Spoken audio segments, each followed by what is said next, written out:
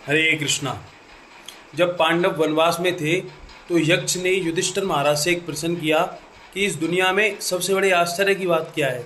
तो युधिष्ठिर महाराज ने बताया कि हमारी आंखों के सामने लोग दिन प्रतिदिन मर रहे हैं, लेकिन फिर भी हर व्यक्ति ये सोचता है कि मैं अभी जिंदा रहूँगा। ये बहुत बड़े आश्चर्य की बात है, क्योंकि हम इस संसार में ऐसे जीवन जी रहे हैं कि यहाँ पर शाश्वत समय हम बिताएंगे, यहाँ पर शाश्वत जीवन है। परंतु हमें इस बात पर विचार करना चाहिए कि इस संसार में जीवन क्या है, क्षणिक है, कभी भी जा सकता है। भगवान खुद बता रहे हैं भगवत गीता में, दुखाल्यम अशाश्वतम। ये संसार कैसा है? दुखाल्यम, दुखों का सागर है, और अशाश्वतम, और यहाँ पर कोई भी चीज़ शाश्वत नहीं है।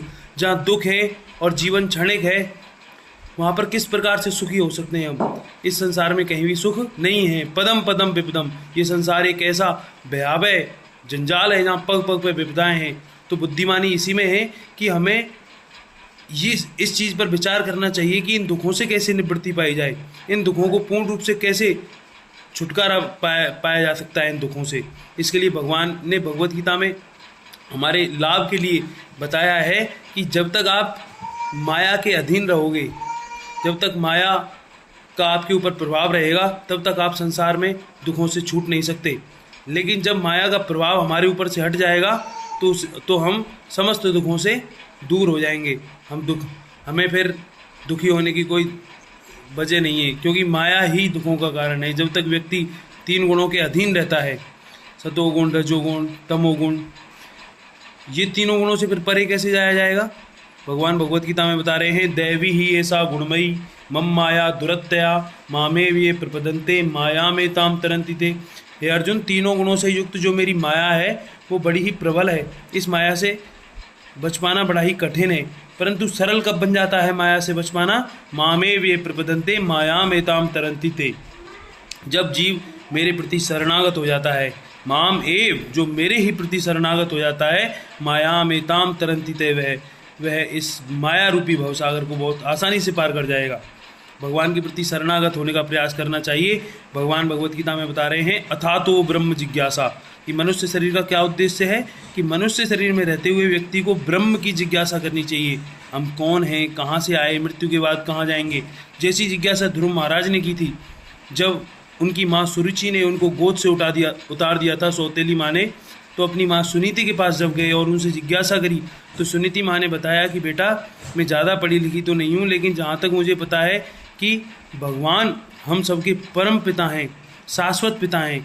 तो ध्रुव महाराज ने पूछा कि वो कैसे मिलेंगे? तो सुनीति मैया ने बताया कि बेटा, जंगल में तपस्या करने से भगवान मिलते हैं, उसके लिए भोगों का त्याग करना पड़ता है।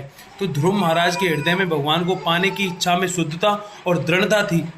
इस वजह से ध्रुव महाराज ने भगवान को पाने के लिए उसी रात घर का त्याग कर दिया और भगवान को पाने के लिए निकल गए।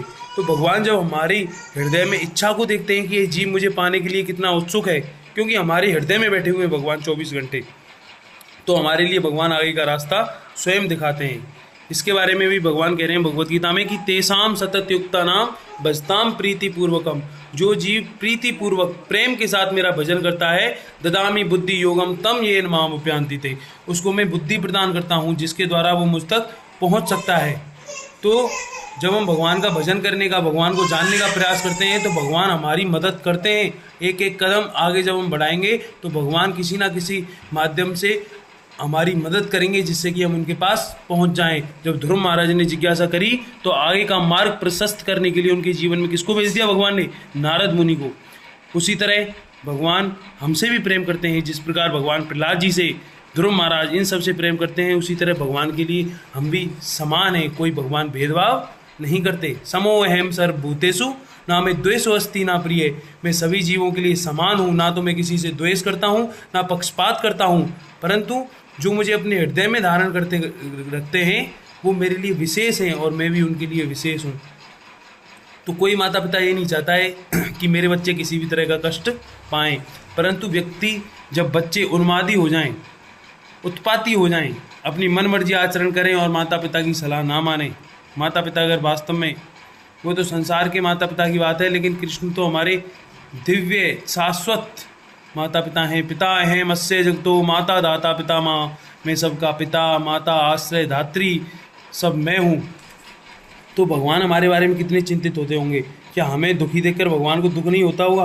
भगवान को भी दुख होता है, परंतु भगवान हमारे जीवन में हस्तक्षेप नहीं करते, क्योंकि अगर भगवान हमारे जीवन में हमारी मर्जी के बिना हस्तक्षेप करेंगे तो हम कल को भगवान पे ही दोष लगाएंगे कि हमने बोला था क्या कि आप हमारे जीवन में हस्तक्षेप करो। इसलिए भगवान शांत रहते हैं। लेकिन जैसे ही थोड़ी सी भी अगर हम भगवान से प्रेम करने की इच्छा करेंगे, उनको जानने की इच्छा करेंगे, तो भगवान हमारी तरफ दौड़े दौड़े चले आएंगे। और भगवान की जब एक बार हम शरण में चले जाएंगे तो जीवन का सार मिल जाएगा हमें। भगवान हमारे हृदय में बैठे हुए हैं हमेशा। भगवान तो हमारी तरफ मुख करके बैठे हुए हैं, परंतु हम ही हैं जो भगवान की तरफ पीठ करके बैठे हैं।